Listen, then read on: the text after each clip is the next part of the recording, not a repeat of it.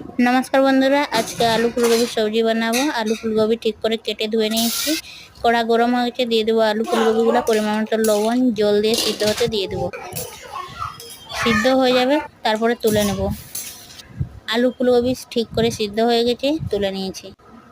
এখানে নিয়েছি পেঁয়াজ কুচি, লঙ্কা চিড়ে নিয়েছি, টমেটো কুচি, আদা রসুনের বাটা, মশলা নিয়ে তেল গরম হয়ে গেছে, দিয়ে দেবো পাঁচফোড়ন, তেজপাতা, পেঁয়াজ কুচি দিয়ে লাড়াচাড়া করে ভাজা হয়ে যাবে। তারপরে আদা রসুনের বাটা, টমেটো কুচি, চিরা লঙ্কা দিয়ে হলুদ দেবো, পরিমাণ মতো লবণ দেবো, জিরে গুঁড়া, ধনে গুঁড়া, মিক্স মশলা দিয়ে ঠিক করে অল্প জল দিয়ে মশলাটাকে ভেজে নেবো ঢাকা দিয়ে দিয়ে। মশলা ভাজা হয়ে যাবে, তারপরে দিয়ে দেবো সিদ্ধ করা ফুলকপি আলু, কিছুক্ষণ ভাজবো।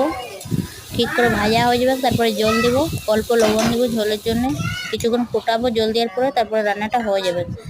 আমার রান্না হয়ে গেছে, খেতে অনেক সুন্দর লাগছে। আপনাদের ভিডিওটা ভালো লাগে লাইক করবেন, শেয়ার করবেন, কমেন্ট করবেন।